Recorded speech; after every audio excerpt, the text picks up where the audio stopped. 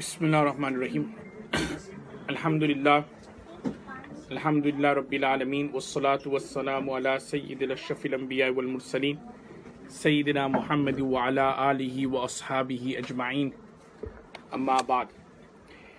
Inshallah, before we start the second session, and whilst we're waiting for everyone to rejoin the session and take their seats, just a reminder with regards to what I said yesterday. Remember, the whole purpose of these courses or these workshops is to kind of encourage all brothers and sisters to learn about their deen. Various topics have been discussed since yesterday regarding social media, family. Today, obviously, we're looking at Fiqh of Marriage. Tomorrow, we've got a discussion about community and da'wah and community cohesions. But the reality is that the answer and the solutions of all the current crises within the Muslim Ummah can be found in the Quran and in the Hadith and the Sunnah of Rasulullah sallallahu alaihi wasallam. The treasure is there, but it's now up to us to kind of search for it and get the answer. So, as I was saying yesterday, that alhamdulillah, these programs, these courses, whatever I said yesterday, today, tomorrow, also other kind of like workshops which you have been having previously and also in the future, yes, they are all there to kind of motivate and encourage everyone to learn further about their deen. So there are some brochures at the back and also some magazines as well. So please do take one. Perhaps it may not be something what you want to do at this moment in time, but sometimes there will be that urge, there will be that desire to kind of study further about your deen.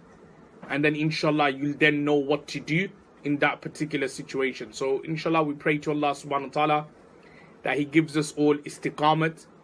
And also at the same time, He gives us that talab and that zeal and that enthusiasm in our heart to learn about His deen. SubhanAllah, the entire ocean is like ilm. You know, it's full of knowledge and ilm. And what we just cover in these workshops and sessions is literally a drop in the entire ocean. There's so much to learn about Allah's deen, Allah's religion, about the sunnah. So inshallah, we pray to Allah subhanahu wa ta'ala, He gives us that desire, that enthusiasm, that talab, that seeking intention to kind of further study about His deen. Inshallah, moving on to the second session. So alhamdulillah, in the morning session we've covered a number of topics in relation to marriage and nikah. The last point I mentioned was with regards to Salatul Istikhara. Moving on to the next part of the marriage is regarding engagements. So what is the Shari'i perspective of an engagement? When we say an engagement, what do we exactly mean from a Sharia perspective? Now, engagements are considered to be like a promise, like a wa'd. So it's like a promise.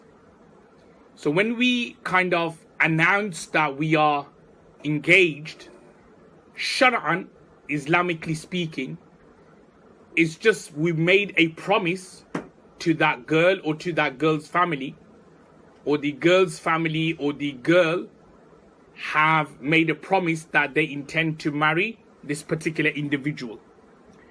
So engagements, they are considered to be just purely a promise and a wa'd. Obviously now, in our culture, in our customs, we then have engagement gifts, engagement rings.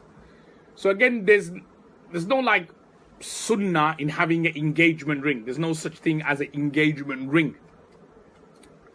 But obviously, if, say, for example, the groom wants to give it and the girl, the bride-to-be, accepts it, then there's nothing wrong. And vice versa, if the bride or the bride's family were to give any gifts during that period, then the groom-to-be can also accept it as well. But the main point which I want to explain is that during engagements, the main issue is that it's actually a promise and that's it. Now, then this takes us on to the next point, is regarding breaking an engagement. Can you break an engagement? So again, as I said before, it's a promise. So unless there is a valid reason, we shouldn't break that promise of nikah and that promise of marriage. Just in general, promises we shouldn't break. As mentioned in the hadith of Sahih al-Bukhari, ayatul munafiqi thalath. There are 3 signs of a hypocrite. And one of them is إِذَا وَعَدَ أَخْلَفَ. That when he makes a promise, أَخْلَفَ, he breaks a promise. So we shouldn't break engagements unless there is a valid reason. Like I was mentioning the end of the first session, that you find out something about your spouse-to-be, the groom-to-be, the bride-to-be, something which you now think it has changed your decision to kind of pursue and continue with the marriage. You found out something about their previous lives, about their marital situations before. They didn't tell you that they were previously married and so on, or some other kind of reasons. So if you need to break the engagement, then the rule is that you can break it, but it needs to be done in a graceful way, in a nice way. Because at the end of the day, whoever it is, it's not nice telling them that, we're not going to go ahead with it anymore. It's not nice telling them that we're not going to pursue it anymore. And a couple of points to mention here is that, these things happen in life. Like, I'm sure many brothers and sisters all over, you must have, or they may have got engaged, but then the marriage did not go ahead. And it breaks, the engagement breaks. Hojata, it happens. But what actually exasperates the situation and makes it quite bad and bitter is the conduct in the way the engagement is broken or called off. There have been cases where people have just sent a text message that they're breaking the engagement. So, come on, there needs to be some dignity. So if you are going to break it, do it in a proper way. Call the girl or the girl's family and then tell your reason why, as to why you are breaking it. And done in a nice way, in a dignified way. Perhaps you feel that if you were to say it directly may cause problems, then get other members of the community involved if needs be. And then you could explain and communicate your situation. So if you need to break it, then you can, but it needs to be done in a nice, gentle, and in a graceful way, not done in a harsh way, not done in a rude way, because then it leaves a bitter taste to all parties involved in that situation. Which then takes me on to the next part here, is this custom of long engagements.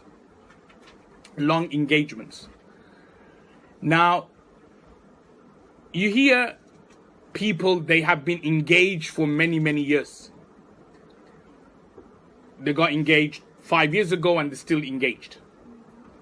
Sometimes people have the nikah, the aqad done, but their rukhsati, the consummation of the marriage, happens many, many years later. And obviously, people, if you speak to them about it, that look, you've been married, but, you haven't, or you're not living with your wife anymore, or you're not living with your wife, or you haven't brought her over yet, people will give examples of Rasulullah sallallahu alaihi wasallam and Sayyidah Aisha radiyallahu ta'ala anha.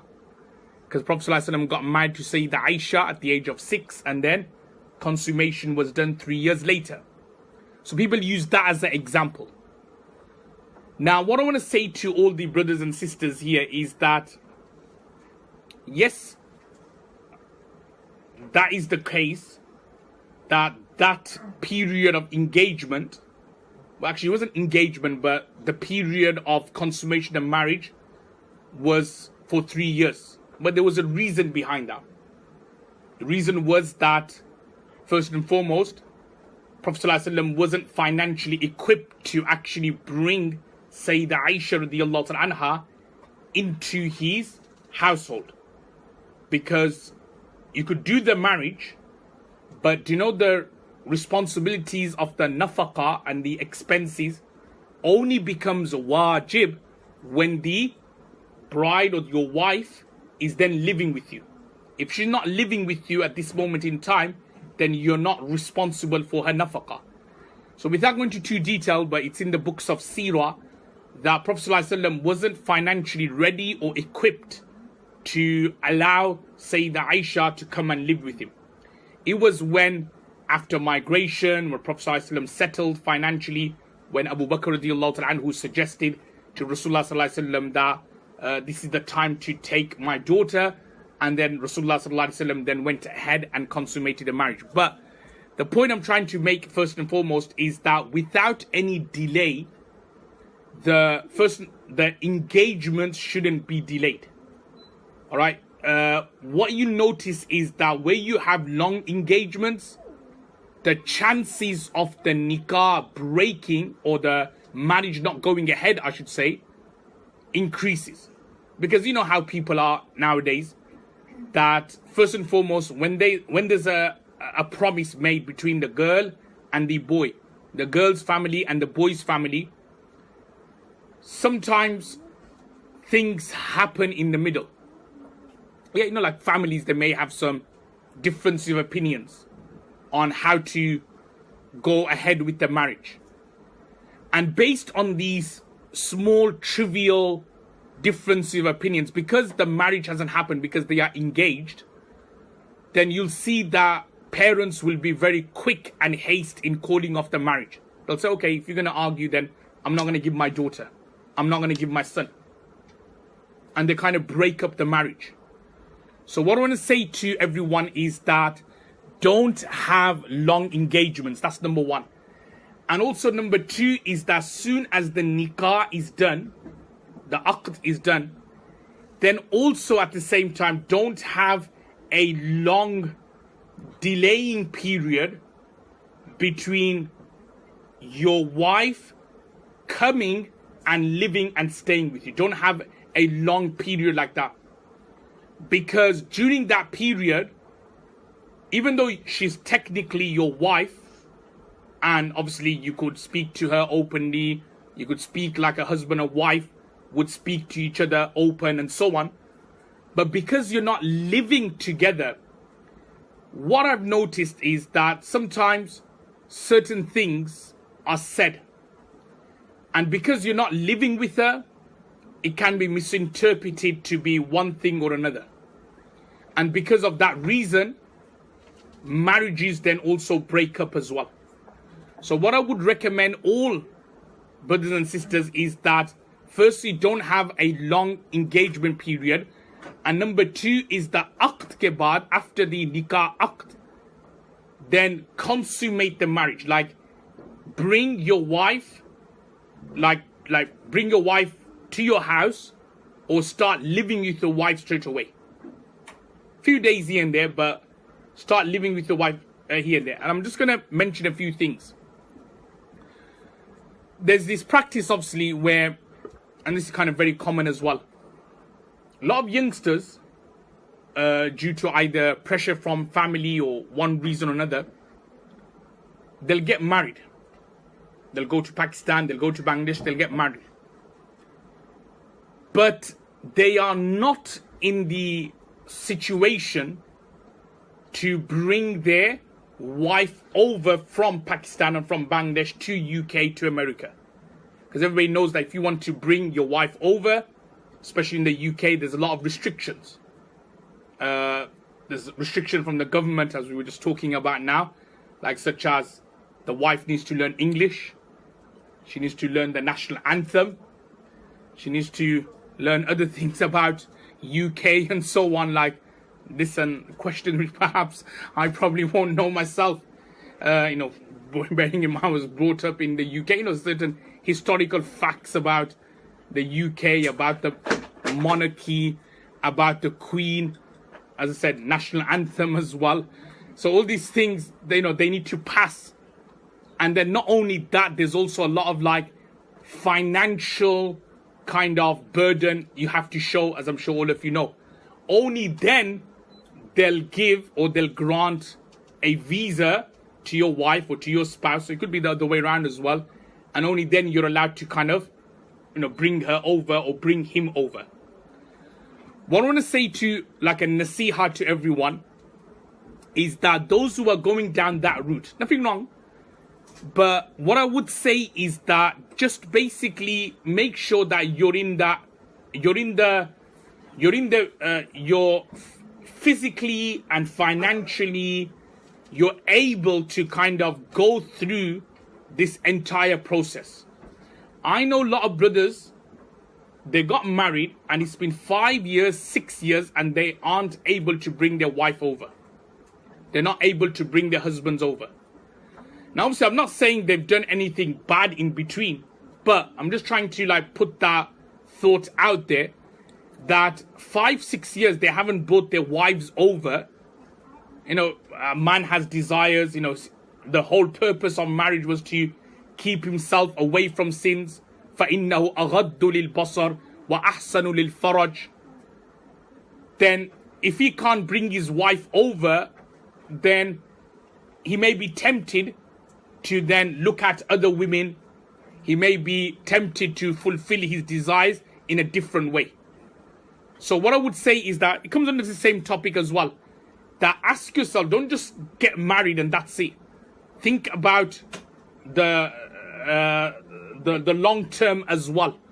So that's basically one. And going back to the point I was mentioning, one of the things about long, far distant relationships, this is like a problem, whether it's Pakistan, whether it's like other parts of the world, Australia, America, whatever, Malaysia, whatever it may be.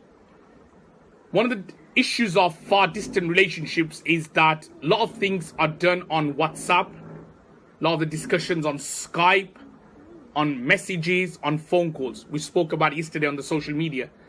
And one of the things about social media is that you don't see emotions. So sometimes you may be talking to your wife on the phone, or you may be messaging her, and she may say something, or he may say something, which may be interpreted as something which may be disrespectful. Like you may think, oh, why did she say that for? Or why did he say that for? And then that, and especially if some have kind of like tendencies to overthink things, then they start overthinking that, okay, why did she say that for? Why, doesn't she want to be my wife anymore? Does that make sense? Like they start thinking a lot on those lines. Yes, speculating, good. So they start thinking on those lines. And then that leads to people being jealous, people getting worried, and a lot of things like that. So the point I'm trying to make is that as soon as the aqd is done, it'll be much better for yourself, for your own tension, for your own mental sanity and tension, that you kind of start living with her. And if there are issues, then it's better that while she's living there with you, that you're able to deal with it, rather than trying to deal with it with long distant calls, bearing in mind that there's always like 6 hours, 8 hours, 10 hours, time differences as well. So it could be your night and her day. Your night, so obviously you're kind of like half sleeping as it is, you're tired and trying to have a conversation, whilst it's her day, and vice versa, where you're trying to have a proper detailed discussion with her, but it's very late at night.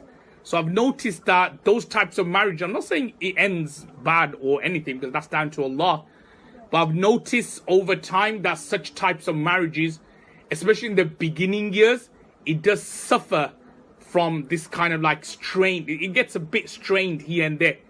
So it's best that I try to organize getting your wife over, getting your husband over as soon as possible, so that you're able to live together. So that is like one thing to mention about not to delay when it comes to living together and consummating the marriage. Now, the other rule to mention here with regards to engagements, which I mentioned, so I talked about engagements. In passing, I mentioned about engagement gifts like rings in particular. But just imagine that if the engagement was called off, was cancelled, what then happens regarding the gifts which were given to each other? The groom-to-be may have given like an expensive gold ring to his wife or to his bride-to-be. And sometimes the bride or the bride-to-be's family may have given something very expensive to the groom-to-be, but now the engagement's been called off. So what normally happens in that situation, the first question always is that, oh, what's going to happen to the gifts we've given you? Does it have to be returned back, yes or no? So the ruling is that, again, different schools of thought will differ, but in the Hanafi fiqh, the ruling is that it's makruh tahrimi, so it's severely disliked to ask for a gift back. Severely disliked to ask for a gift back, unless the mawhub lahu, the one to whom the gift has been given, wants to return it back, then it is allowed. But generally speaking, to ask for a gift back, this is just talking about in general. You give a gift to someone, you can't ask for it back. It's mentioned in the hadith of Sahih al-Bukhari that the one who asks for a gift is like kal-kalb ya'udu fi qay'ihi, is like a dog who then swallowing its own vomit. In other words, the same way a dog swallowing its own vomit is reprehensible, likewise somebody asking for his gift is also considered to be reprehensible as well. So you shouldn't ask, just talking about general, whether it's like brothers giving it to another brother, sister to a sister, just talking about in general, to ask for a gift back is considered to be makruh tahrimi. But if the mawhub lahu, the one to whom the gift has been given, willfully wants to give the gift back, then it is allowed without any karahiyah, without any detestability. So, in a nutshell, what normally would happen in an engagement situation is when the engagement's been called and cancelled, yes, the mawhub lahu, whether it's the bride-to-be or the groom-to-be, they'll want to return the gift back. You know, they'll probably say, look, you know, he gave me a gold ring, but I'm not marrying him now. So they'll want to give it back. Or like the groom-to-be would want to give whatever the bride-to-be has given him. Because obviously you don't want to keep something which was given by somebody else who you are not going to really now spend time in your life anymore. So therefore, you can ask for it, and likewise, the one to whom the gift was given, they should return it back. Obviously, it's his prerogative at the end of the day, or it's her prerogative at the end of the day. So if they don't want to give it back, then that's entirely up to them. Because at the end of the day, you're not supposed to ask for the gift back. So if they want to keep it, just say the girl wants to keep the gold ring, or she wants to sell it and then, you know, take money for it. She can do that, because at the end of the day, the usul and the principle is that whatever was given as a gift, it's in their ownership. But what I would recommend is that, look, if somebody has given it and now the engagement's been called off, it's best that you return that back, because obviously they may want to now marry somebody else. And obviously, you know, things like rings, gold rings, they cost a lot of money.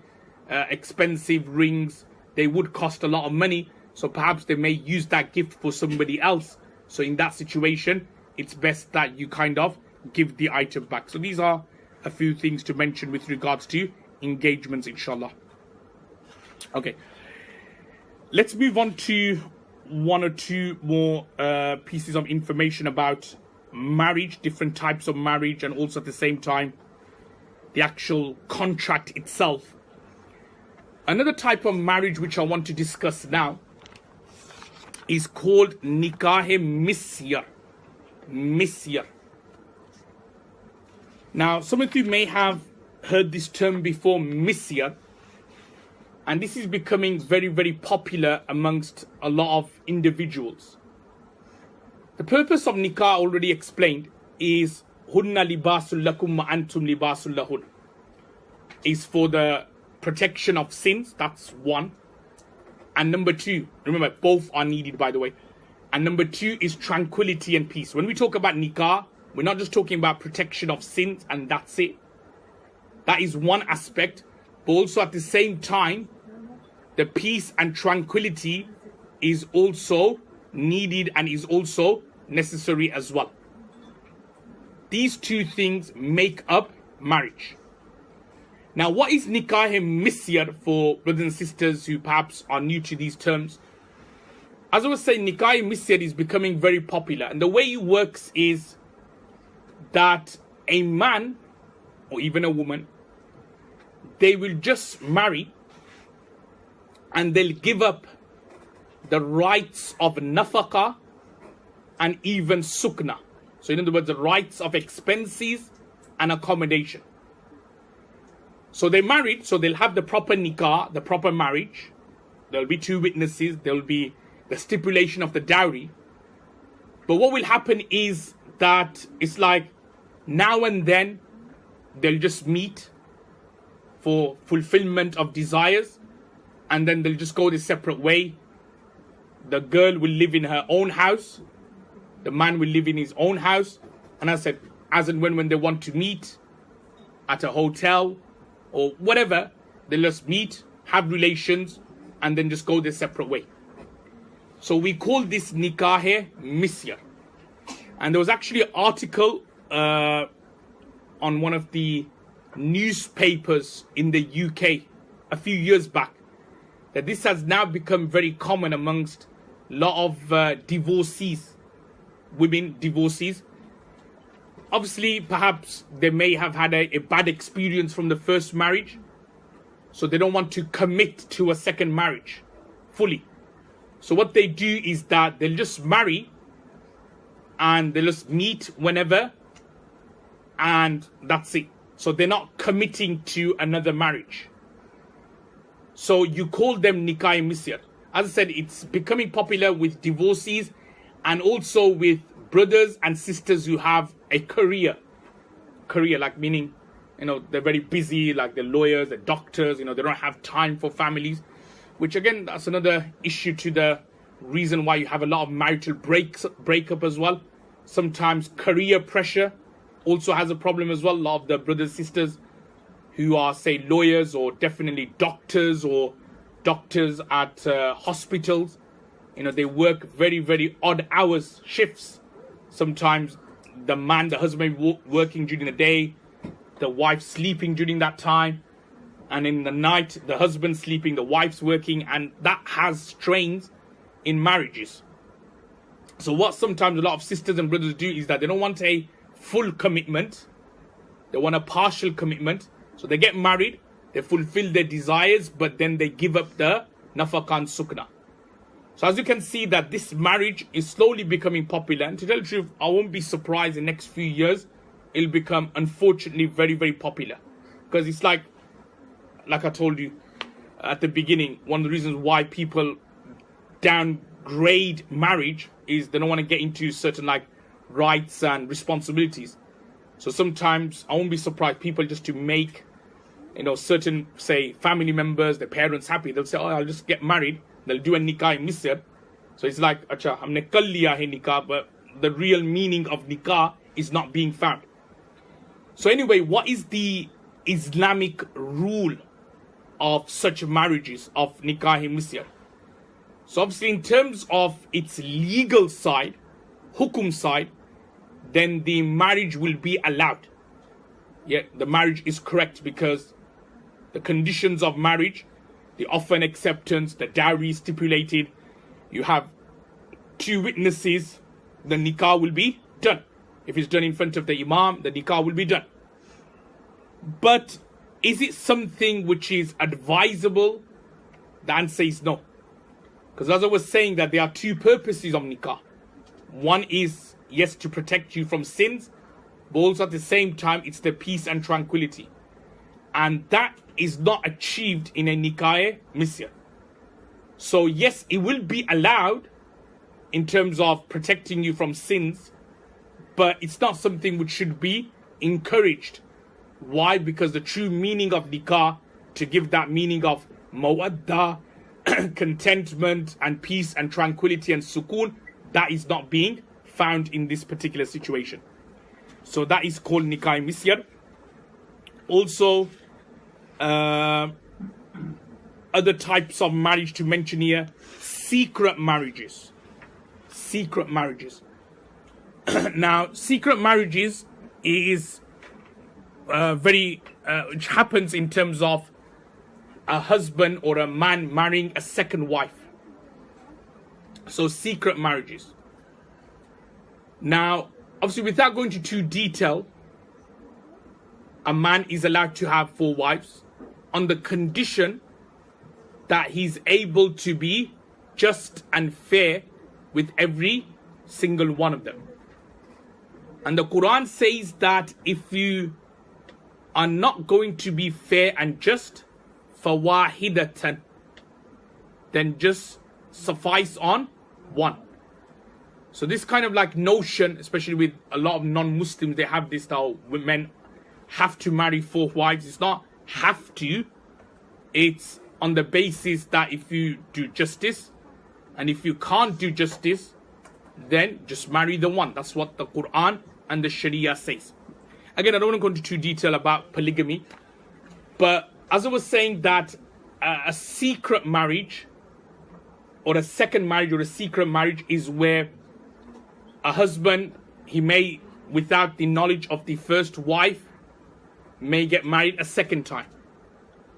So again, similar to nikah misyar, if the conditions of nikah is found in terms of 2 witnesses, the offer and acceptance, the dowry being stipulated, then the nikah will be done. The second marriage will be done.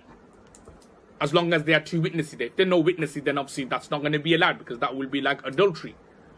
But as long as the conditions are found, then the marriage will be considered to be correct and valid.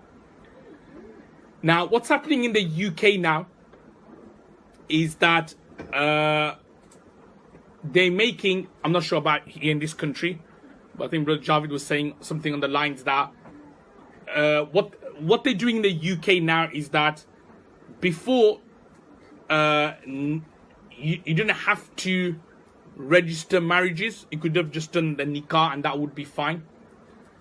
But what they're doing now is that they're kind of making it necessary that all marriages needs to be kind of like, registered. So even the ones, the nikah ones, which are done privately, say in front of the imams, in front of 2 witnesses, that has to be registered as well. So they're making that a kind of like a must. I'm not sure whether that rule has been put into place, but I know a lot of discussions have been done. And to tell the truth, it's perhaps a good rule as well. It's actually a good rule. Because unfortunately there have been many cases where sisters have been duped, have been deceived in marrying people, and then they realize they're the second wife. Because in other words, the guy they're marrying, they think, oh, he's just like, single. And then afterwards, when they get married, they find that, she finds that she's the second wife, and he's got one wife, he has many children with them. Obviously, nothing wrong with the marriage, as I already told you, but goes back to that point again, that you're deceiving people. You gave the impression that you were single, and she got married to you as being the first wife, but then she finds out she's the second wife.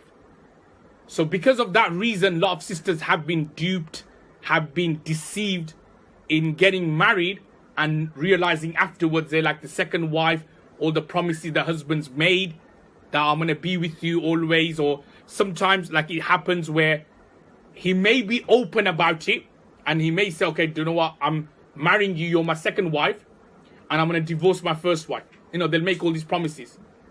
But then when they get married, he's not divorcing his first wife and he's with the second wife. And then afterwards, then it becomes difficult then for the second wife. She doesn't want to be a second wife, to kind of demand a khula. Sometimes to get a khula perhaps may not be easy, or to demand a separation is not easy. So it kind of like gives a lot of trauma to a lot of sisters.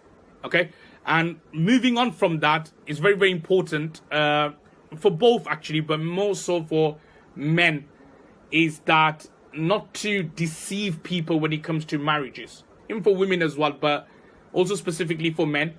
A lot of men will kind of like deceive women in marriages. Sometimes it could be for visa related things, to come to the UK, and as soon as they get their passport, then they'll divorce her. Well, not divorce her, they'll just run away, walk away from the marriage. So many a time these things have happened, and it has led to many families breaking up, many kind of like issues. It has led to many psychological issues, depression, which the sister then falls into, and other issues like that as well. So what I want to say to everyone is that always be honest in your dealings. Yeah, this is what Rasulullah Sallallahu Alaihi Wasallam has taught us. Marriage is also like a dealing as well. It's a contract, it's a muamla. So it's important that we be honest. Remember, like, there could be a situation where you wanted to marry somebody, but there's no need for you to deceive her or for you to pretend things so that you get married to her. Right? It could be the case that Allah may have somebody better than her installed for you. So you don't have to like desperately make up things and pretend things and so that you marry her. So just be honest to yourself, to her, to everybody else. Be who you are. Don't try to be something or someone which you really aren't. So inshallah, things like deceiving and so on, very incorrect. So we should try to refrain from deceiving people when it comes to marriage and also in general. Now moving on to the next topic. The next topic here is regarding the contract of marriage, which I've kind of already spoke about briefly. So when we talk about marriage, it's so easy to get married. Subhanallah, Allah has made marriage and nikah so easy. It just, the culture and the situation nowadays which have made marriage look so daunting. We should make marriage very easy. My personal opinion is that things which are deen related, we should make it easy for people to do, and things which are sinful and haram, we should make it as difficult as possible for anyone to fall into it. The situation nowadays is that to commit sins are easy. So easy to commit sins. But to do halal, it's so difficult. It's so difficult to do halal. And sometimes, the difficulty in doing halal is because of man-made obstructions. Not Allah hasn't made those obstructions, man-made obstructions. Like I gave the example of nikah. Now take an example of nikah. To get married, you just need offer and acceptance. So the boy or the girl offering, girl's family offering, the boy accepting, ijab and kabul. And you need 2 witnesses. That's it. You don't even have to stipulate the dowry. The nikah will be done. Dowry, yes, you have to give, but you don't even have to stipulate that. As long as you have 2 witnesses, 1 man and 2 women, or just 2 men, and you just say the offer and acceptance, nikah is done. You don't need to even go to the imam sahib to do it. No, see, you don't even have to go to the local imam to do it. So if the brother is here, the sister's there, 2 witnesses, they do the offer and acceptance, nikah is done. That is halal. That is now a halal transaction. You don't need to go to the imam sahib. You don't need to book in appointments. It should be easy.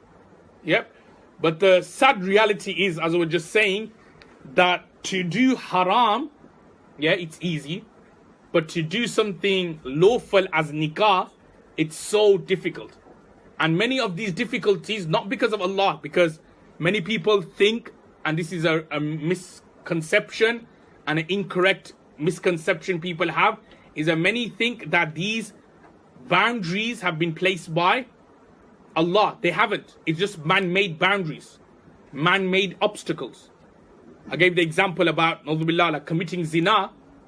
You'll be on your phone and you could easily get a date or commit zina through a particular app, meet somebody in the next few hours, you'll be able to do that. Tell me which other organization, institutions, whatever, would be able to conduct somebody's nikah in 2-3 hours. If, like, for example, if you want to do the nikah with the institution, they'll say, okay, book an appointment tomorrow, the week after, 2 months, 3 months. We have it here in serving Islam. Okay. So the point I'm trying to make is that it's not possible always to do halal straight away. So the point I'm trying to make is that with the haram it's easy, but halal is always difficult. And many of these difficulties are man-made. Like the nikah has to be done this way, you need to book this, you need to book that. So inshallah, what I want to explain to everyone is that we should try to make the marriage as easy and easily yet simple and accessible by everyone. Okay, not just for a few, for everyone. Yes, those who have connection with the imam, say for example, or those who have connection with this institution, they could do the nikah in a few hours. If people who know Mufti Saab, people who know Sheikh, yeah, Sheikh, can you do the nikah? They could do it in a couple of hours, easy. But the point I was trying to make is that for the masses, how easy is that? Do the masses, the 100,000, 300,000, I'm not sure how many Muslims are there in this country, do they know that these facilities are available? Not everybody will know that. So it's important that we kind of convey this message, the ease of marriage. And as institutions, as imams, as organizers, it's our responsibility to kind of like make things easy for people, inshallah. So the point I was trying to say is that it's very easy to do nikah and marriage. Now, one or two things to add on here from a fiqh perspective. Number one is that the offer, the acceptance, and the two witnesses, they need to be physically present in one majlis, in one gathering. This then takes me on to a next point here, is about marriage done over the phone. Especially nowadays on Skype and other video conferencing. If, say for example, the boy and his two witnesses are here in Hong Kong and the girl is in the UK.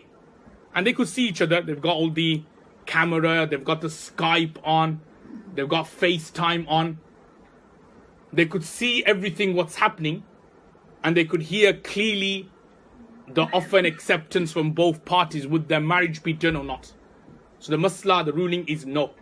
Because all have to be physically present in one majlis, in one sitting, for it to be correct. Obviously the way around it, because I know some of you may be thinking, well, a lot of people do this. Yeah, some may be saying that. So the way around this is that they make someone a representative of the girl or the boy in that town or city or country where the marriage is being conducted. So for argument's sake, just imagine the boy and his witnesses are here in Hong Kong. The girl is living in the UK. So you can't just do the nikah like that through Skype and through FaceTime. What the girl can do is that she can nominate a representative of hers here in Hong Kong. We call this in Arabic wakil. So she kind of nominates a representative. So she can pass her or she can convey her acceptance to the marriage to a representative in Hong Kong. He will come in the gathering of the groom and the two witnesses and say that I, on behalf of so-and-so sister, offered to marry this person, Abdullah his name is for argument's sake, for this much amount of dowry. And Abdullah, in the presence of the two witnesses, will say, yes, I accept so-and-so sister, that I will marry her for this much amount of dowry in the presence of these witnesses, and the nikah will be done. SubhanAllah. So even women, brothers, sisters, they could be in different parts of the world. The Sharia has still allowed the marriage, but it has to be done through representations and wakala.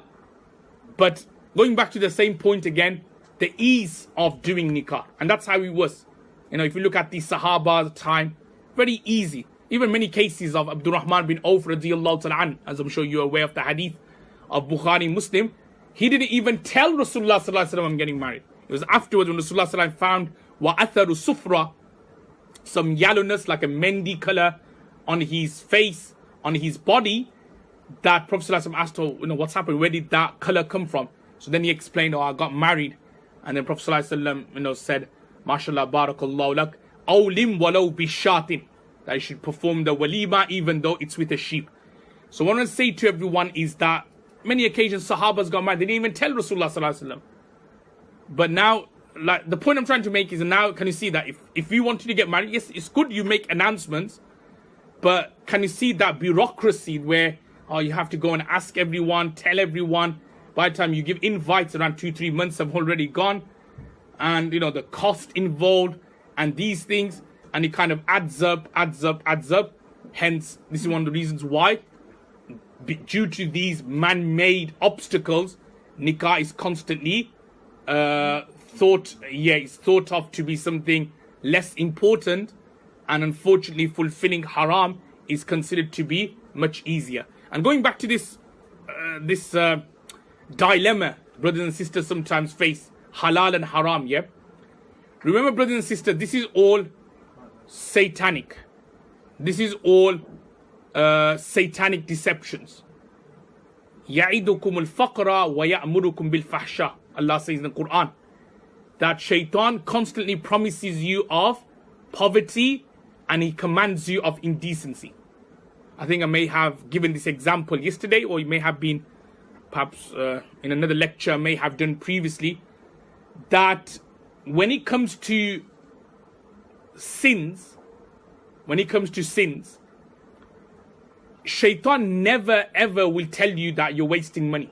When it comes to gambling, does shaitan come to you and say, oh, you're wasting your money in gambling?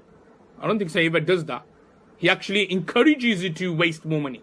That's why gamblers are ridiculously in debt. But that same amount of money, just say a gambler wasted £10,000 in debt, he won't feel guilty. But that same gambler, for argument's sake, that amount, if he was to give for sadaqah, that's it, shaitan's going to be constantly at him. Oh, you gave £10,000 for charity. You know, you gave it, why did you give it for? But when it comes to like sins, that money, if he had used it for gambling, he doesn't even remind him for it. We have this in the UK. Those perhaps who've been to the UK would know. There's a halal monitoring committee called HMC. You may have heard of it. So what they do is that they kind of stamp the chicken and their restaurants, takeaways. Alhamdulillah, it is close to 100%.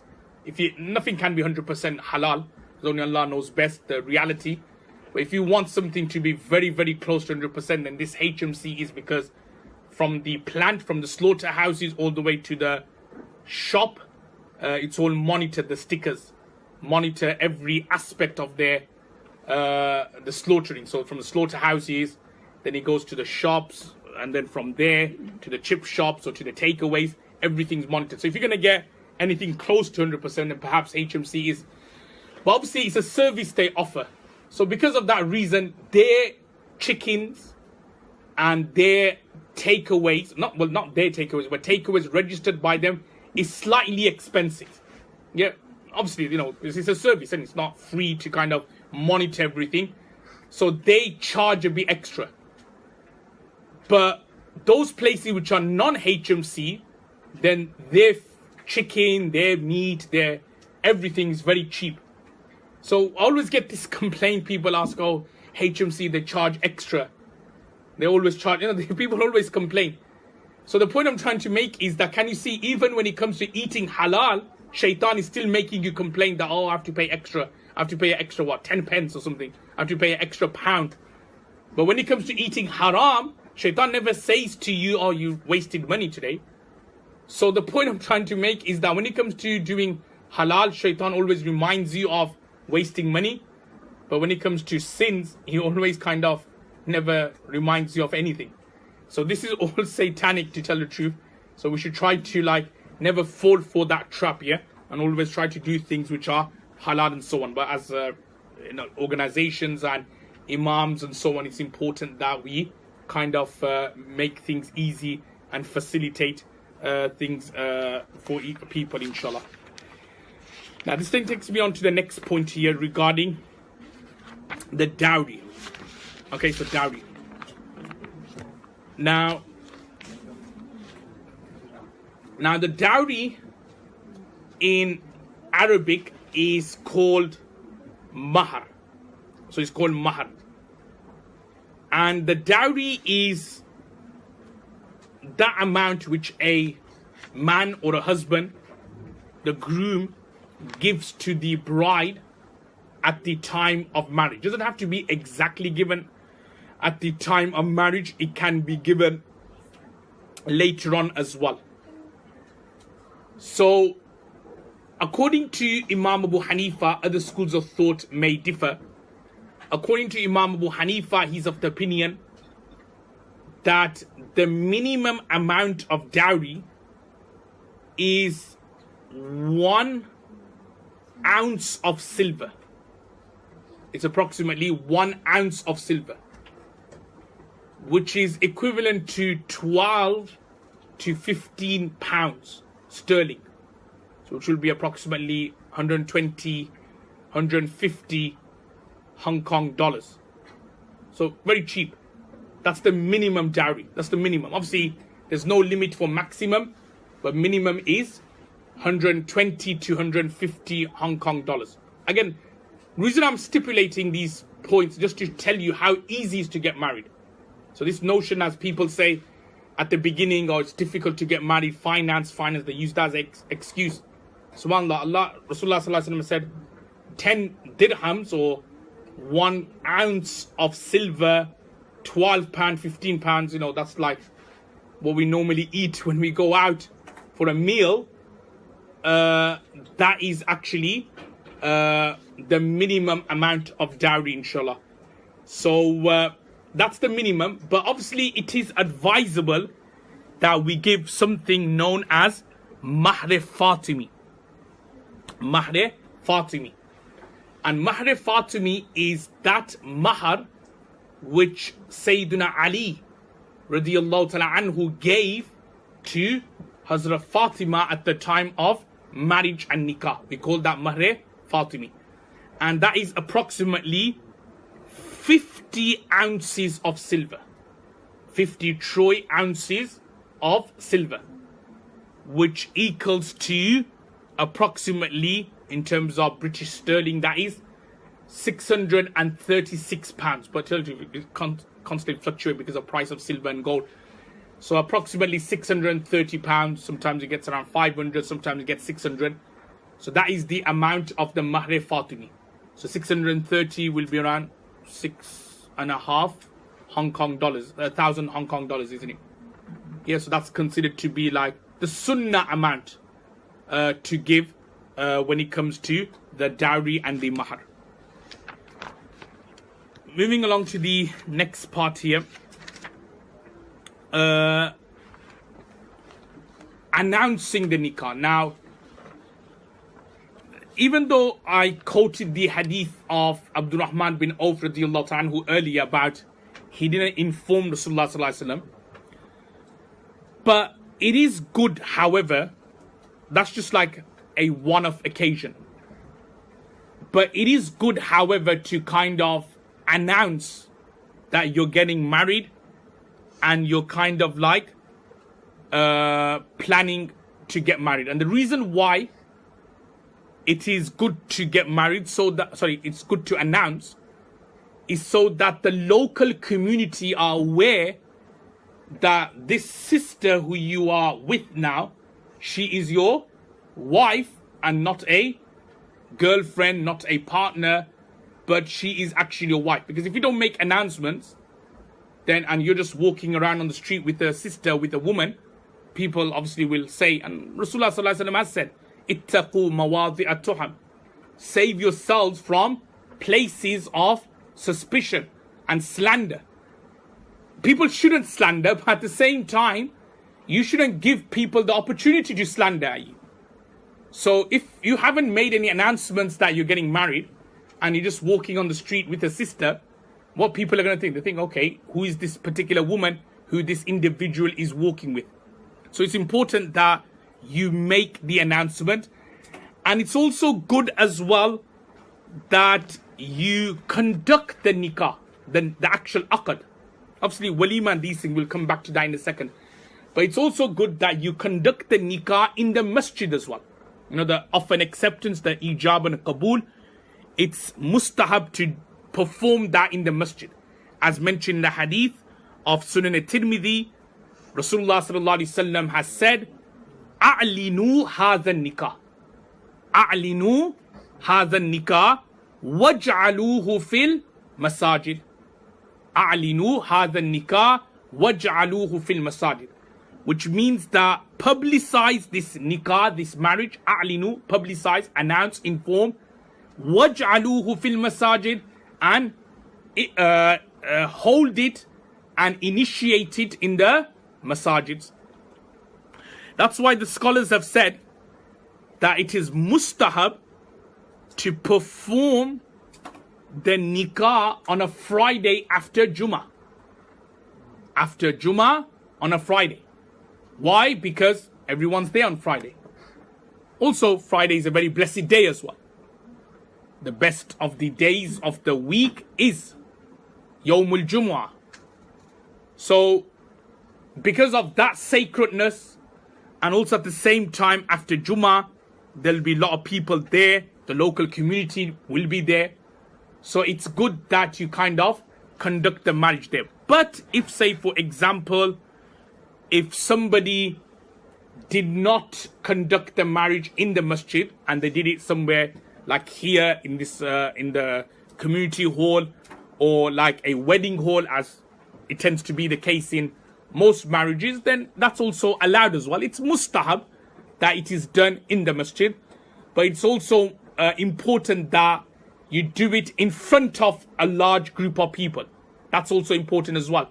So for argument's sake, if you can't do it in the masjid, but you're doing it at a community hall or like a wedding hall, where I think perhaps this is also the case here as well, that it normally tends to be on the day of the walima, or the day of the marriage, where everybody's there eating, and then at that time it's done.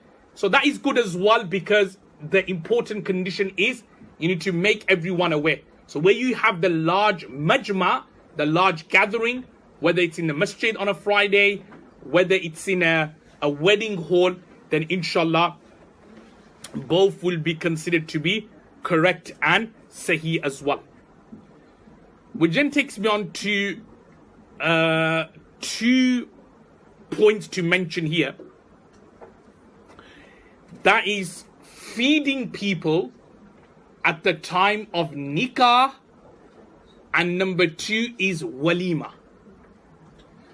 Now, walima I'll come back to in a second. Walima, just so that you know the difference, is that feast or that banquet which is given by the husband, we call that, or by the groom, we call that walima. What I'm discussing first and foremost here is feeding by the bride's family, which again is also very customary as well, where you do the nikah. Just say you do the nikah in the masjid. So the custom would be that the bride's family, they may feed on that day. You know, the groom's family who have come, they kind of feed them, whether in the masjid or in a nearby restaurant or a nearby takeaway, whatever, or they take them to their house. So this feeding, so the question is that, is this kind of which is allowed or not? So the masla is that, look, feeding someone, the rule is that feeding someone, it'amu ta'am, is considered to be a sign of, it's considered to be a sign of a person's Islam as well, a person's Iman. And this is also something which will take a person into Jannah. At'imu ta'am, afshu salam, wasallu bil layl, wan nasu niyam, pray salah at night whilst the people are sleeping. Tadkhulul jannata bisalam, as mentioned in the hadith of Tirmidhi. So what I want to say to everyone is that feeding is something good. So I don't want people to kind of like make a big issue out of this. You know, if the bride's family want to feed, then khair fala bas. You know, we shouldn't be too stoned. You know, shouldn't be like too strict. You know, this is just minor thing. Feeding is a good act of charity, especially in this day and age. You know, this is something which is good. You know, we should treat people. We should feed people. Look how much food goes to waste anyway. You know, when we cook food at home, or if not, we go to takeaway and restaurant, we eat. So much food goes to waste anyway. So why don't we give it to people, feed it to people? Inshallah, it will be salam. It will be like reward, and it will be kind of goodness for us, inshallah. So nothing wrong with that. With regards to walima, walima is something which is kind of given by the husband to his friends, to his colleagues, teachers, imams, bride family. We call that the walima. Now, what's the rule with regards to the walima? So walima is a sunnah mu'akkada. It's also a sunnah mu'akkada to accept a walima invitation. Now, when it comes to walima, this is mainly from the husband side, the groom side, is that the types of people who you are inviting should be from across a wide variety or wide ranging of people. You shouldn't just invite the rich people, or don't just invite the professionals. Invite everyone. Because you get some people, what happens is that when they do the walima, they'll only invite one particular brand of people. So just an example, if they are professionals, they'll only invite, say, doctors, lawyers, you know, people of high class. They'll only invite them because they want to be seen as, oh, I have a high dignity or high status. You'll be surprised, people do this. So their friends who perhaps may not be doctors or lawyers, they don't get an invite. And I know many brothers who have done this, and this is very wrong. You know, you need to basically give da'wats of walima invitation to everyone. Also, I'm looking at it from even an ulama perspective as well. All right, you may be a scholar or an alim. So when you inviting for your walima, don't just invite alims and that's it. Don't just invite alims. Invite other people as well. Get alims. Those who are not alims, invite them. Right? It's not like there has to be only alims at your walima. You could have non-alims at your walima as well. You could have people who have beard and not beards. You could have people who wear hijab and not hijab. Just because you're an alim doesn't mean that, okay, the sisters who you're inviting all have to wear hijabs or they have to be hijabis. You could invite non-hijabis as well. So the point I'm trying to make is that it has to be from all background. And again, not just one culture. So if you like Pakistani, don't just invite Pakistanis. If you're Bengalis, don't just invite Bangladeshis. But from people from different background and ethnicity.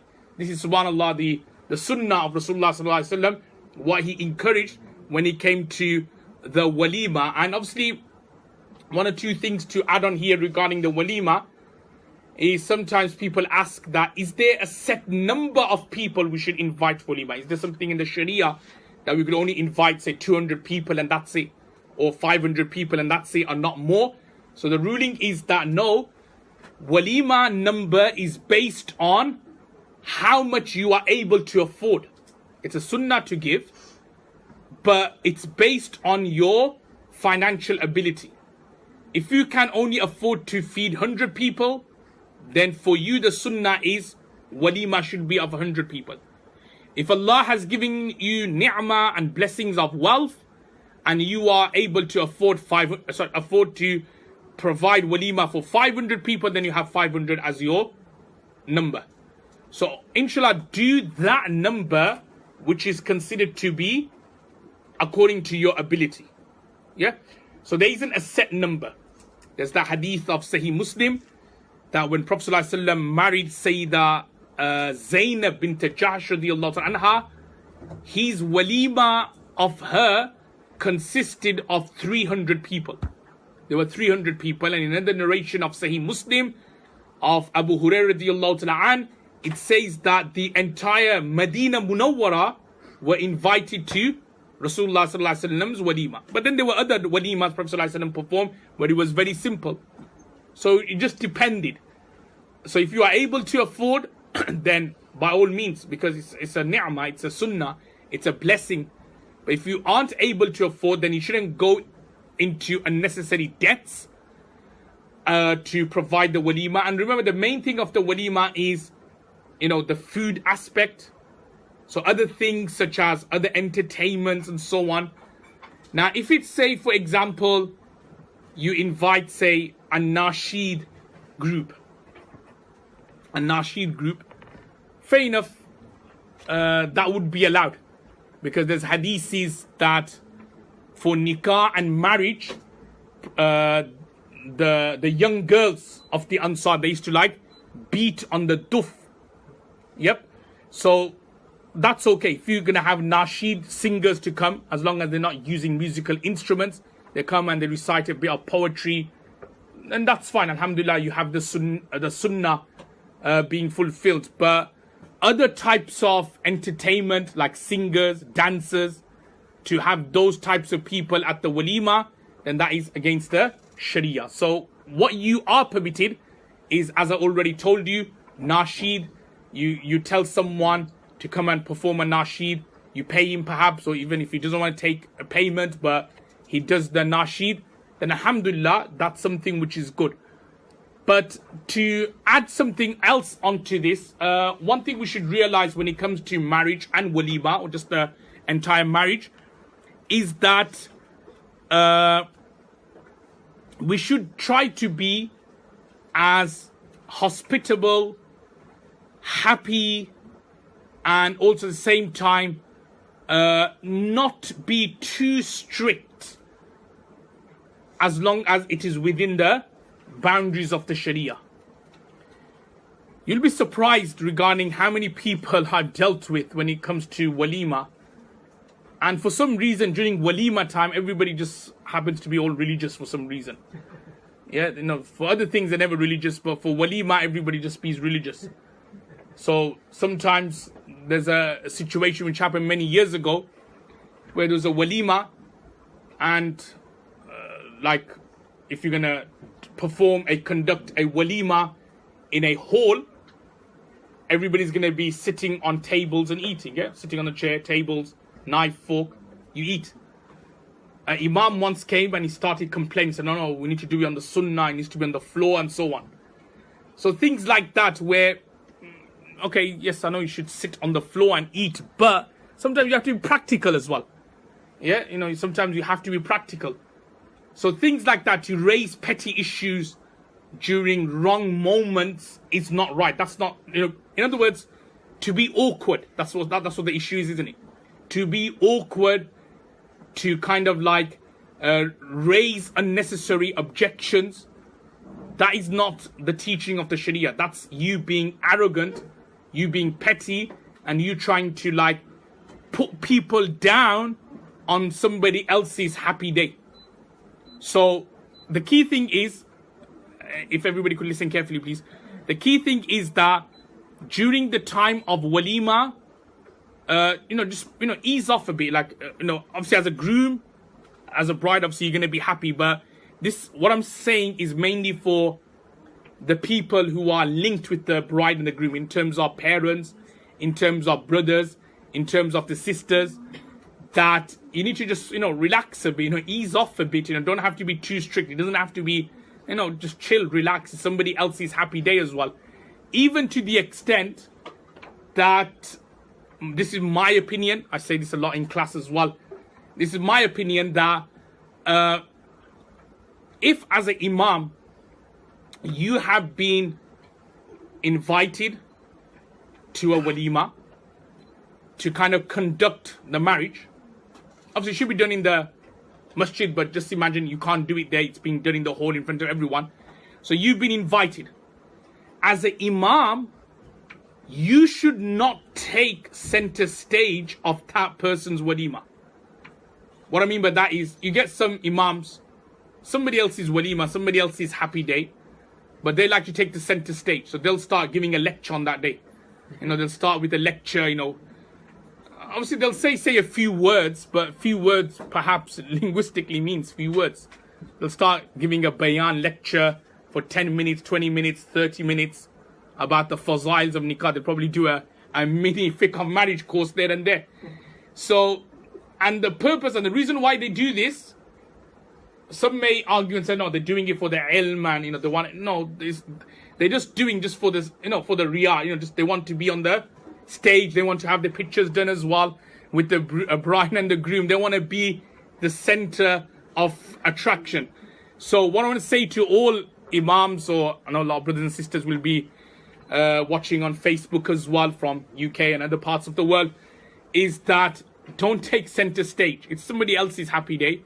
All right, you do what you need to do, the farz. As soon as you've done the farz, in terms of farz, not what farz means, like an obligation, which is you kind of conduct the nikah, you get off the stage, let everybody else enjoy their time. Don't be strict, don't be harsh, don't start going there and starting saying this is bid'ah, this is this, this is that. Even if they are doing bid'ah for argument's sake, then you explain to them afterwards that, look, brother, sister, this is wrong, and this is the way to go about it. Yeah, Prophet ﷺ, whenever somebody used to make a mistake, I'm sure everybody knows, the way he kind of made them aware of the mistake was he used to say indirectly in a lecture. He would say, okay, why are these people doing this? Yeah, so he never went after them, like specifically, oh, Abdullah, you're like this, you're like that. Prophet ﷺ wanted to do Amr bin Ma'ruf, he said it indirectly. He said it in a khutbah, he said it in a lecture, and he made everyone understand in that particular way. So do keep that in mind, inshallah. Another point to add on here is regarding honeymoons. Honeymoon. And what is the Islamic perspective of honeymoons? There were no honeymoons before, Okay. There were no such things as honeymoons. Yeah. I might be wrong, but this is more like a Western thing. Yeah, that's right. What brother Mario said here. So obviously it's not something which is, say, which you can find in the Sharia about honeymoons. But as I said before, it's about understanding the concept of honeymoons and then trying to kind of like take the good, if that makes sense. So what is the concept of honeymoon? Concept of honeymoon is obviously like the bride, the groom, husband and wife, they kind of spend some time together. That's like the khulasa, the conclusion of it. And sometimes it's good as well to have a honeymoon because, leading up to the marriage, there's that stress. And then during marriage time, everybody knows there's a lot of like, bureaucracy involved, that you have to go here, you have to go to your in-laws, you have to go here, you have to go there. And there's constantly family, there's constantly relatives coming in and out. You don't have time to spend. So it's good. What I would recommend is that honeymoon, if you're going to a religious place, if you can afford it, then it's good. Umrah will be very good to go for a honeymoon. A week, 10 days, Umrah packages, Masjid al-Aqsa. So it'd be good because, when you're traveling, remember also when you're traveling with someone, as Umar radiallahu anhu would say, if you want to know about someone, either number one, deal with them, or number two, you travel with them. Because when you're traveling with someone, you find out the gist, how are they in terms of whether they are patient, whether they are, say, for example, tolerant, whether they are this, whether you get to know a lot of ins and outs of people through traveling. So when you travel, you get to find out a bit more about each other. So because of that reason, it's good if you are able to afford it. If you aren't able to afford it and you want to have like a short break and so on, then you could also make that particular arrangements as well. The next point to mention is on the first night. Now, there are some bits which I'm going to mention which is of a adult nature. Now, a couple of things which I would say is that, again, if any brothers or sisters who are perhaps of a young age, perhaps it may be good if you want to leave the room, or if any brothers or sisters feel a bit uncomfortable to talk about these things or listen to these things, then again, you have permission to kind of leave the room. This is something which I've started in many recent Fiqh of Marriage talks, is some things about marital relationships, like the relations side. And initially, I never used to talk about it. But then I realized that actually it's important that we talk about it, as long as it's done in a halal way, and as long as it is done not in a obviously rude or a indecent way, as long as it is done in a correct way, with honor, with dignity, then it's important. Because the reality is that some of the things when it comes to physical relationship between a husband and wife, if an imam does not talk about it or discuss it, they'll get their answers from YouTube or from internet anyway.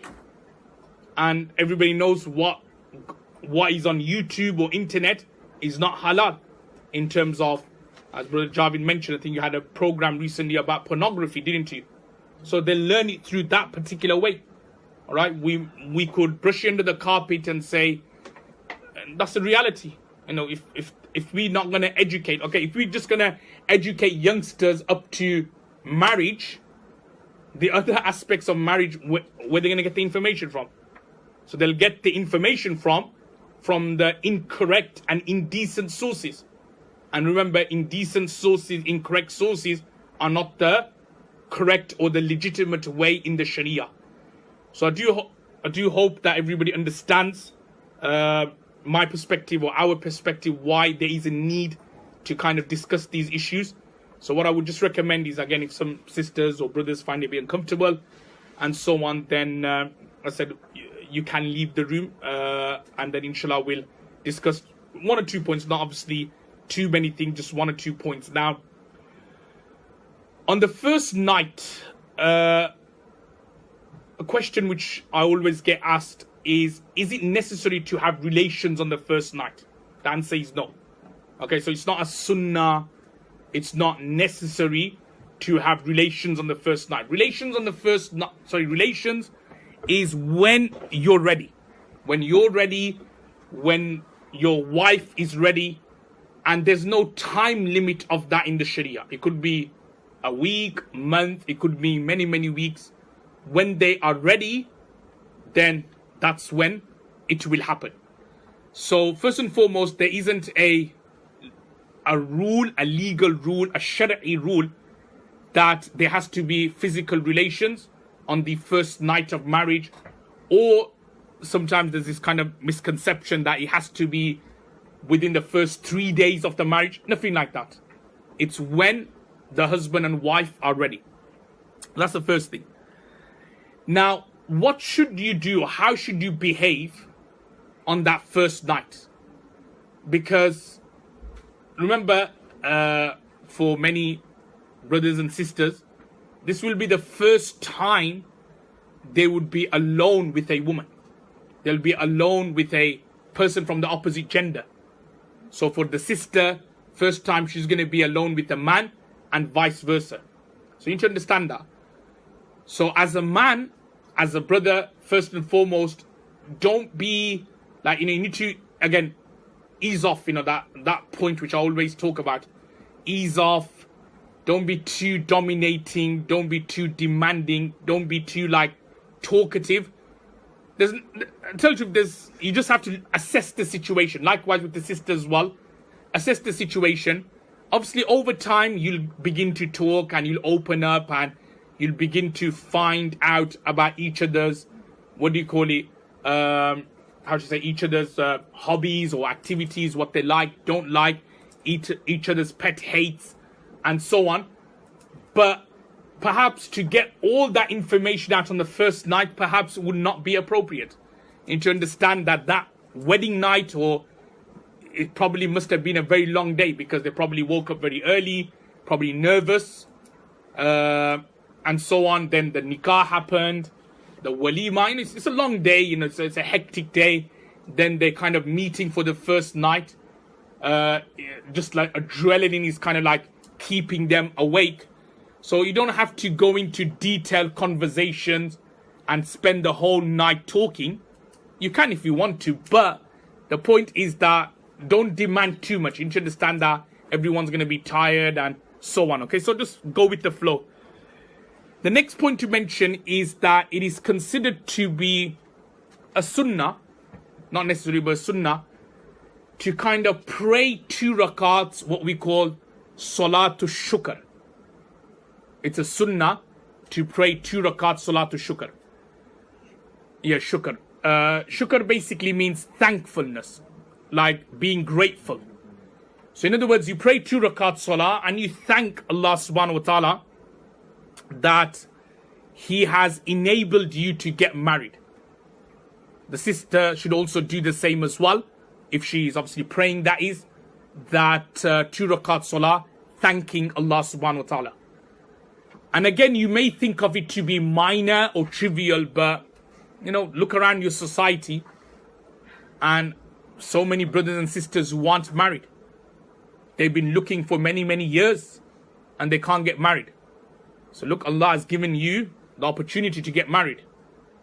So think of it to be an act of gratitude. A lot of brothers can't get married.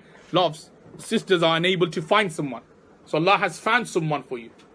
So you should thank Allah subhanahu wa ta'ala regarding that. Then there's some du'as you can read. I don't want to go into too detail. So then there's some du'as you can read. Which then takes me on to the next point. Again, this is not regarding the first line. It's talking about general, yeah, when the moment will happen. So if you could just have a look at the slide in front of you. Now regarding intimacy, there are 2 main intentions you should have when it comes to having relations. Number 1 is the procreation aspect, i.e. what I mentioned about abundance, like increase of Muslim population. فَإِنِّي مُكَاثِرٌ بِكُمُ الْأُمَمِ. So even when you're having relations, you should kind of like make that intention. Also, number 2, make the intention of protection against fornication.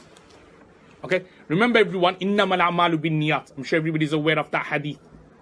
So based on your intentions, you will get reward. So even when you're having relations, if you make good intentions, that I'm having relations so that I can keep myself away from zina, I'm having relations so that we can increase the Muslim ummah, or whatever your intentions are, then do you know that relations you're having, you're going to get thawab and reward for it. That's why it's mentioned in the hadith of Sahih Muslim. What did Prophet ﷺ say? وَفِي بُضْعِ أَحَدِكُمْ صَدَقَةً.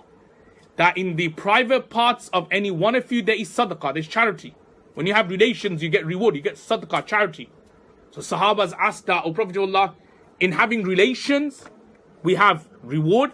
So Prophet ﷺ explained, he gave analytical reasoning, and he said that if you had fulfilled your desires in the haram place, would there have been a sin?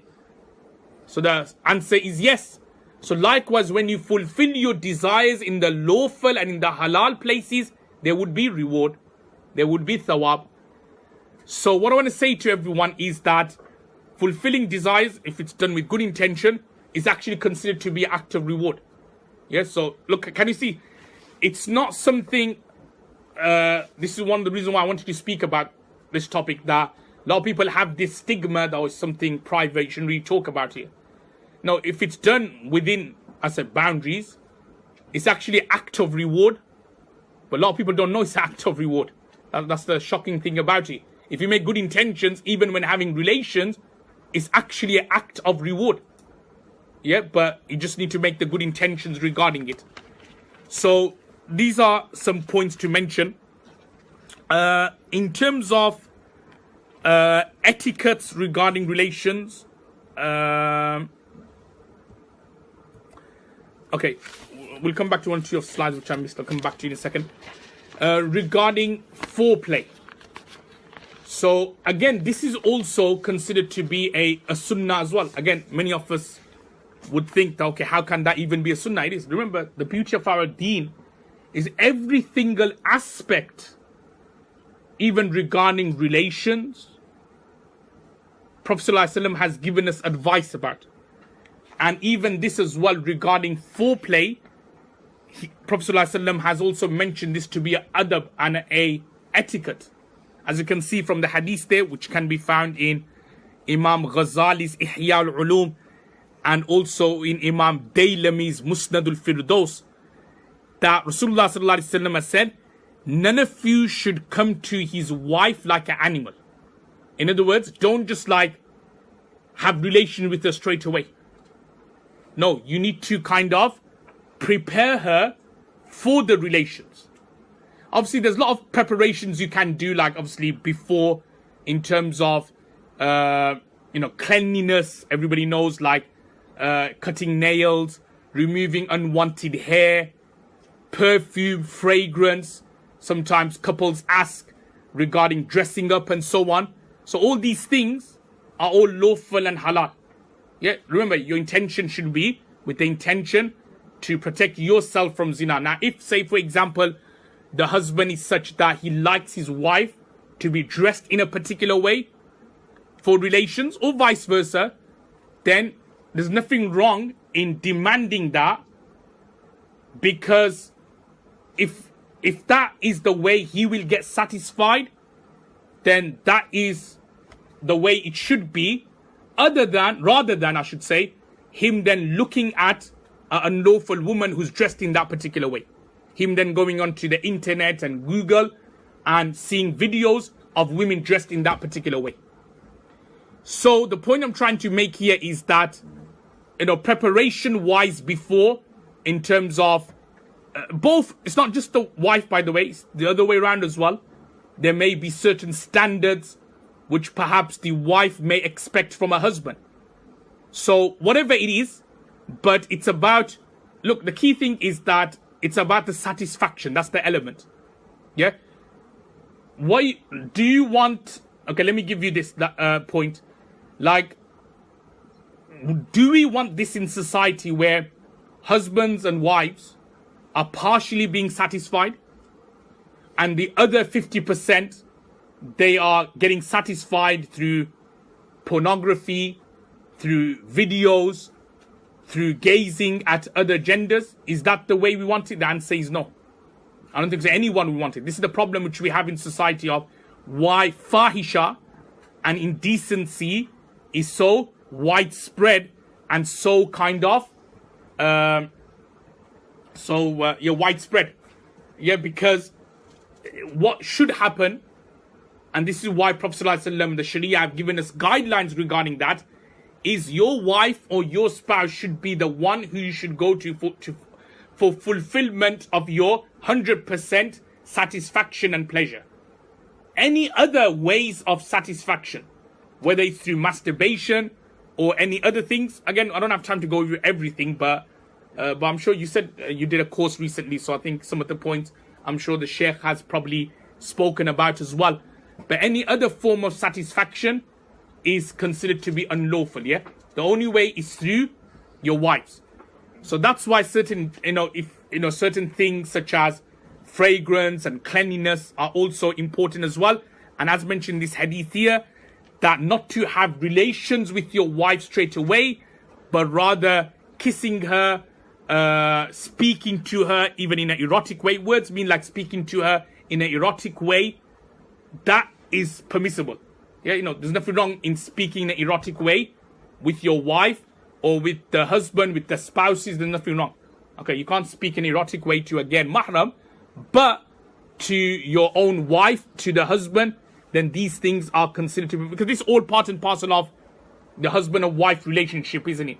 So it's important that to a certain extent, these things are considered to be mentioned and said, inshallah. So these are a few things. Just some of the information to add on here. If we go back to this slide regarding the frequency and how often. Again, there isn't a particular kind of time, like how, there's a particular limit, I should say, of how often should the relations be. Is it once a week, twice a week, 3 times a week? There's no such rule like that in the Sharia. What the scholars have said is that it should be every so often, which kind of maintains her outward and inward chastity. In other words, his and hers inward chastity. So again, this could be something once a week, once every couple of weeks. There isn't a particular time limit. It's just like as and when. When they kind of desire it, then that is basically the frequency level when it comes to relations. So there's no particular time. It's as and when. Say, for example, they need or they have to have the relations. That's what the Sharia allows, and that's what the Sharia permits. Now, this then takes us on to another point here, is regarding the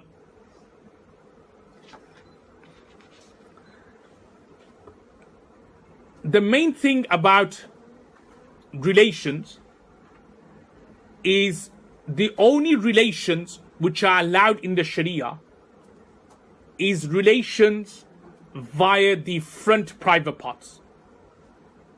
Is only allowed through the front private parts. As mentioned in the Holy Quran, Allah subhanahu wa ta'ala says, Nisa'ukum harthul lakum. Nisa'ukum harthul lakum. Fa'tu harthakum anna shi'tum. Which means that your women, Nisa, harthul lakum, are your tillage. And come to your tillage from where you wish. So in other words, what they're trying to say here, obviously the Quran speaks a lot about majaz. Majaz means like metaphors, where they say one parable but they mean other things. So this is like a metaphor here. So they're telling us that the purpose of marriage, one of the purpose of relation, is procreation, as I already discussed.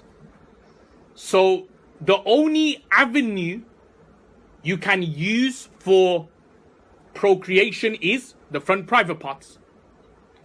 So, and another key word here is the word anashitu, from wherever you wish.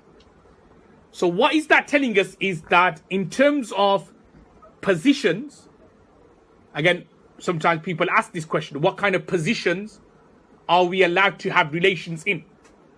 So any positions are allowed. But the main condition is that it has to be front private parts. So as long as the relations are happening in the front private parts, then whatever position the husband, wife, they're comfortable in, that would be allowed and that would be correct. From this, we can also determine and derive that relations to the or from or to the back private parts is considered to be unlawful and haram in Islam. So relations in the back private parts is considered to be unlawful and haram. And then there's other forms of relations and so on, which are also considered to be slightly disliked or makruh. I don't want to go into too detailed things such as oral sex and these things. I don't want to go into too detail here, but they will be considered to be makruh tahrimi and these things, or other forms of wasting semen will also be considered to be disliked. Again, I don't want to go into too detail, but I think the main things to mention is that relations in the back private parts is haram, and the only relation accepted by the Sharia is in the front private parts, irrespective of the positions the husband and wife use. As whatever position they're comfortable in, that would be considered to be correct, and that would be considered to be allowed. Another rule to mention here is, we mentioned how often and the frequency. Is there any rules about time of the day? Like, is relation something should be done at night only? Or can it be done during the day? Can it be done in the afternoon? Can it be done in a particular day of the week? Is there any kind of like restrictions? So the answer is that, look, the only restrictions Sharia has when it comes to relations is that if a woman or if your wife is on her menses or is on postnatal bleeding, haid or nifas, so these are the two, or obviously if she's fasting, these are the three situations where relations are considered to be haram.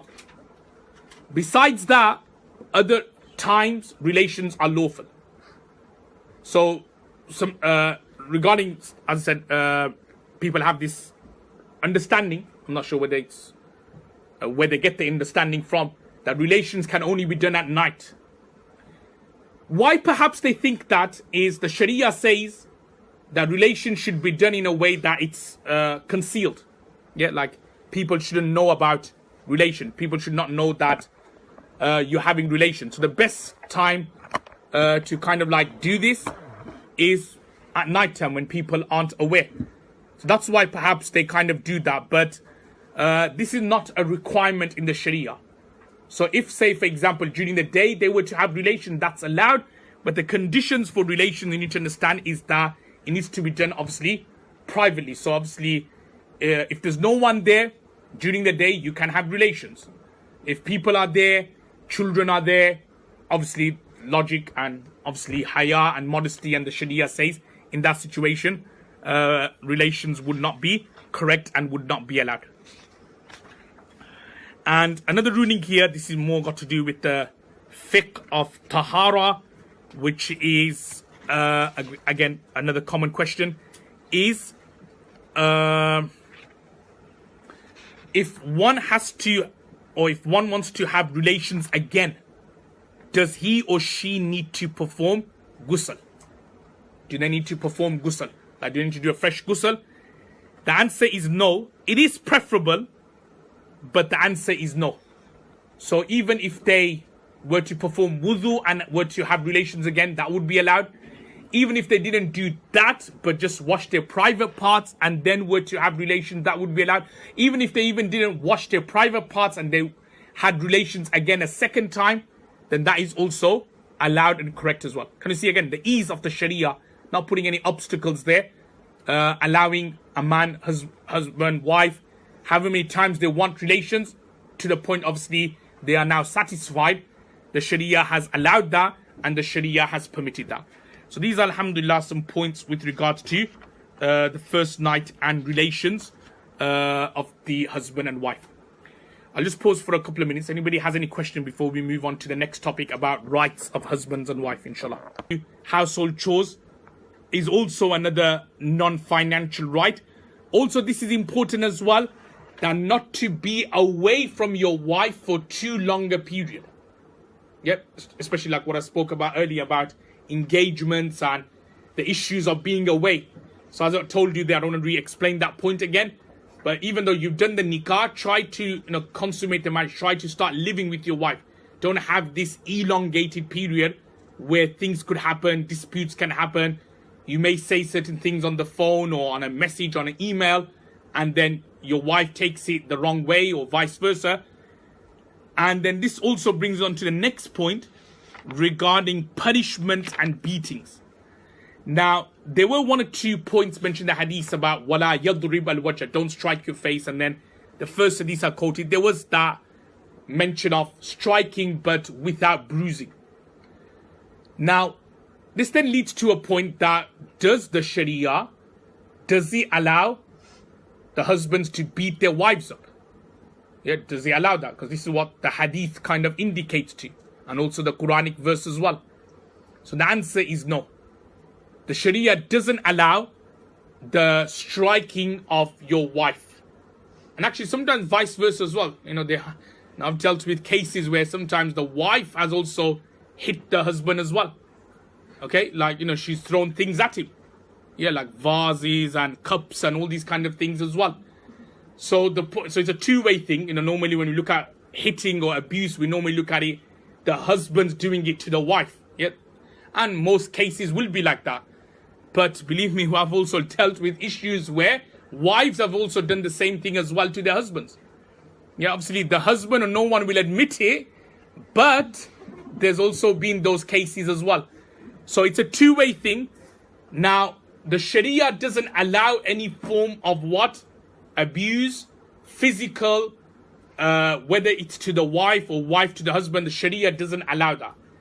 Now, obviously, when it does say certain hadiths about wadribuhunna, the Quranic ayat, again, I don't want to go into like detail by looking at the tafasir and these things, we don't have the time.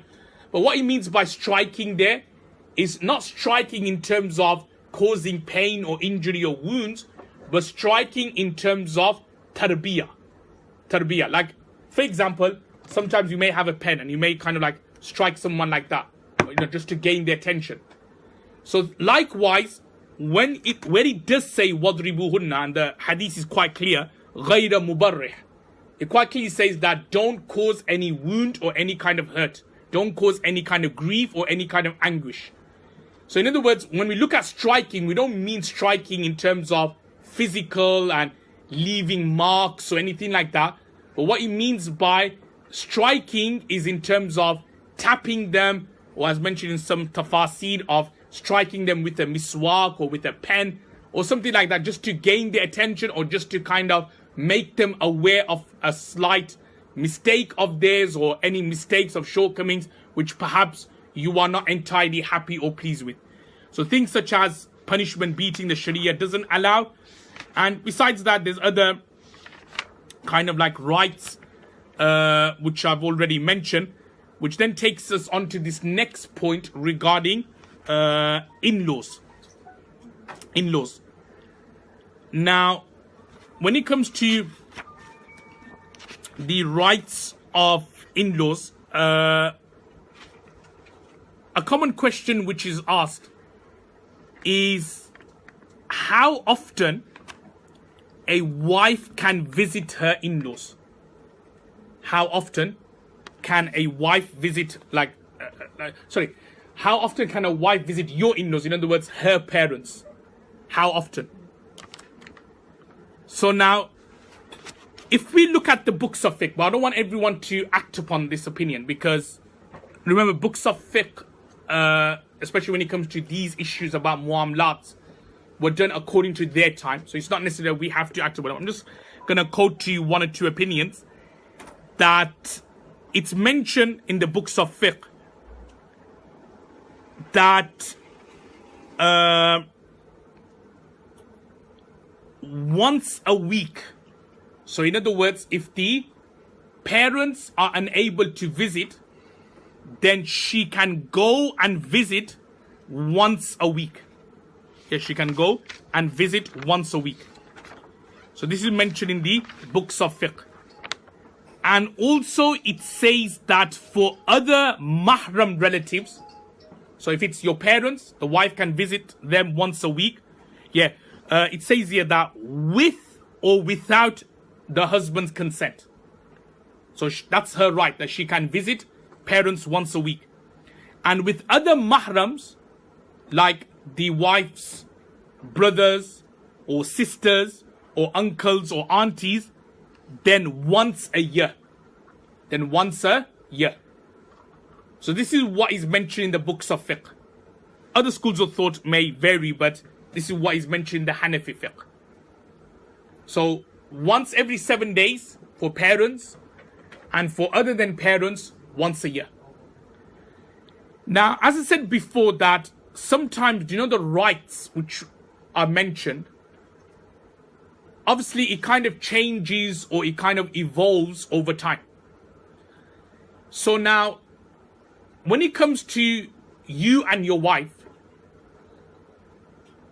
something which you and your wife agree to, or which you and your wife are comfortable with, in terms of her visiting her parents, if the husband is okay with that, then that's fine.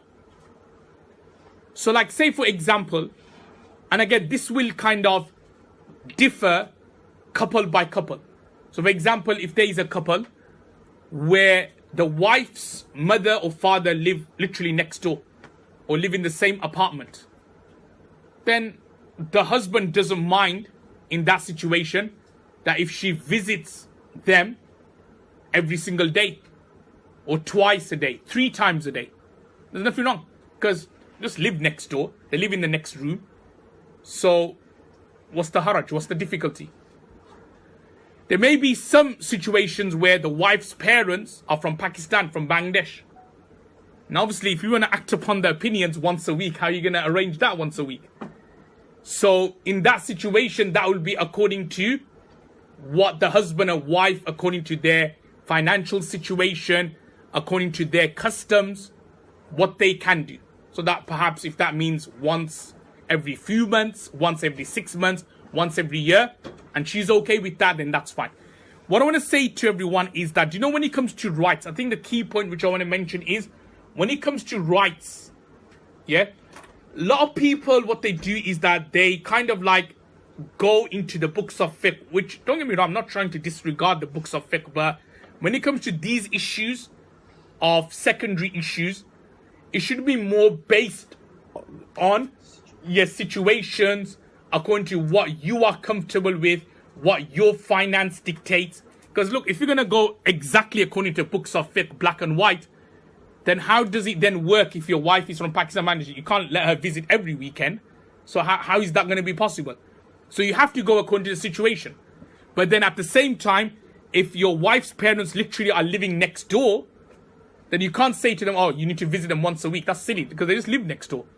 So then if she visits every day or twice a day or 3 times a day, and he doesn't kind of like mind, then there should be nothing wrong with that. So what I want to explain to everyone is that, inshallah, when it comes to these things, it should be done in a more flexible way. We shouldn't be too strict regarding these issues, inshallah. So that's the rule with regards to in-laws and so on. Another point to mention here, I think this is perhaps more within the Indian subcontinent families, maybe in also other families as well, regarding khidmat of the in-laws.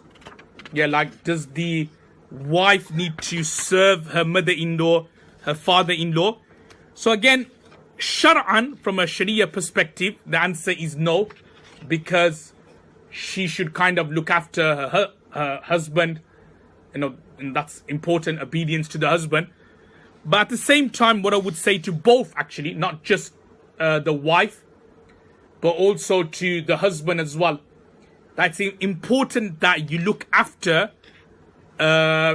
each other's in-laws. So the same way the wife looks after the husband's parents, if they are old, and perhaps may look after them, cook for them here and there, the husband should also do the same for his wife's parents.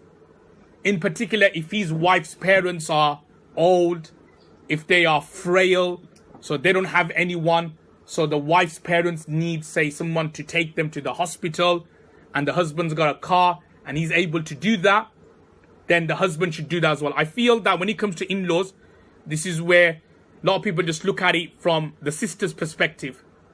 Sorry, the husband's perspective, I should say. And they always say, oh, yeah, sisters, you should do something for your in-laws and so on. But I never ever, well, I won't say ever, but I never hear it from the other side. Husband should also do things for the wife's in-laws as well. So even sometimes if your wife's in-laws, because the likelihood is that the husband's parents are going to be more or less in that same area. Yep. So the likelihood of the wife doing khidmat of them is going to be more compared to the other way around, because the wife's parents may be in Pakistan, Bangladesh. She could be in a different town. She could be in a different country or a different city. But it's then important that when the opportunity arises, that you, when you're going to say Pakistan, Bangladesh, you're going to visit, you also do khidmat of your wife's in-laws as well in that particular situation. So both are kind of important. So going back to that point again, yes, wives should kind of do the khidmat of their husbands and vice versa, husbands' parents and vice versa. Why? Because doing khidmat or looking after or serving the husband's parents will please the husband. So based on that fact, we should try to basically do this as well. And also loving your husband's parents will also please and increase the love your husband has for you based on that, and also vice versa, for the husband to do that for his wife, parents. That is also important as well. I know Salatul Asr is in 5 minutes. I'm just going to mention a quick hadith, inshallah.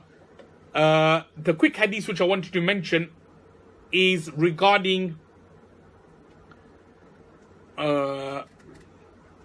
I think it's probably best if I do it after Asr then, because 450, because it's a long hadith. I think by the time I start probably 450 already.